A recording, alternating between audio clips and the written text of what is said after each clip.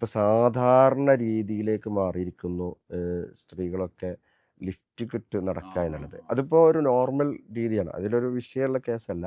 അപ്പോൾ എല്ലാ കുട്ടികളും സ്കൂളിൽ പോകുമ്പോഴൊക്കെ ലിഫ്റ്റ് ചെറിയ ഇടാതെ പോകുന്നുണ്ട്. മക്കളൊക്കെ ചെറിയ മക്കളൊക്കെ പോയിക്കൊണ്ടിരിക്കുകയാണ്. അത് എന്താണ് അതിൻ്റെ യഥാർത്ഥത്തിൽ എന്തിനാ അത് ചെയ്യുന്നത്? ഇത് ചോദിച്ചാൽ അവർക്ക് രണ്ടാൾക്ക് അഭിപ്രായ വ്യത്യാസമില്ലാത്ത ഉത്തരം സൗന്ദര്യ പ്രകടനത്തിന് വേണ്ടിയാണ്. അള്ളാഹു നൽകിയ സൗന്ദര്യം പോരാ, അതിൻ്റെ പുറമെ ചുണ്ടൊക്കെ ചോപ്പിച്ച് രംഗത്ത് ഇറങ്ങുകയാണ് ചെയ്യുന്നത്. ആരെ കാണിക്കാൻ?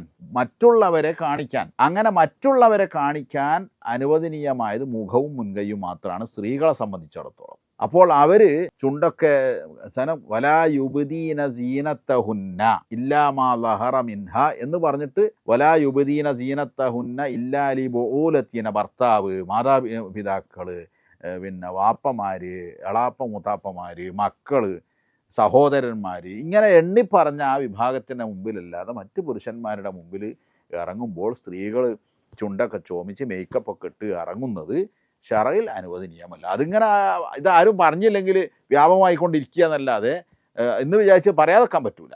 ഇപ്പോൾ നമ്മളെ മക്കളും ചിലപ്പോൾ അങ്ങനെ ചെയ്യുന്നുണ്ടെങ്കിൽ നമ്മളത് എന്താക്കണം, അവർക്ക് പറഞ്ഞു കൊടുക്കണം. അല്ലെങ്കിൽ എന്താവും വെച്ചിട്ടുണ്ടെങ്കിൽ അവരും ഇതൊക്കെ ശരിയാണ്, ഇന്ന് കുഴപ്പമില്ല എന്ന് മനസ്സിലാക്കും. അപ്പോൾ ഇത് കാണുമ്പോഴേക്ക് അവരെ കോണുള്ള കുറച്ച് ചാടൊന്നും വേണ്ട. കാരണം അവർക്ക് അറിയില്ല ഇത് ചെയ്ത്.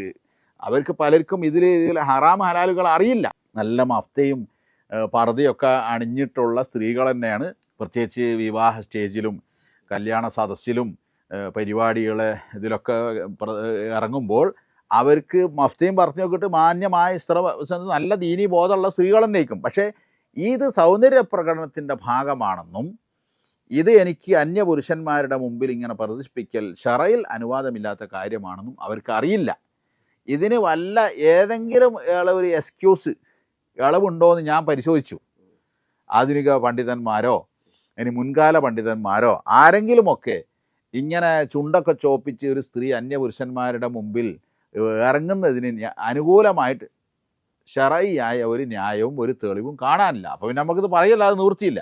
അപ്പോൾ അതുകൊണ്ട് പ്രിയപ്പെട്ട സഹോദരിമാരോട് നമുക്ക് പറയാനുള്ളതാണ്, അള്ളാഹുവിൻ്റെ വിലക്കാണിത്.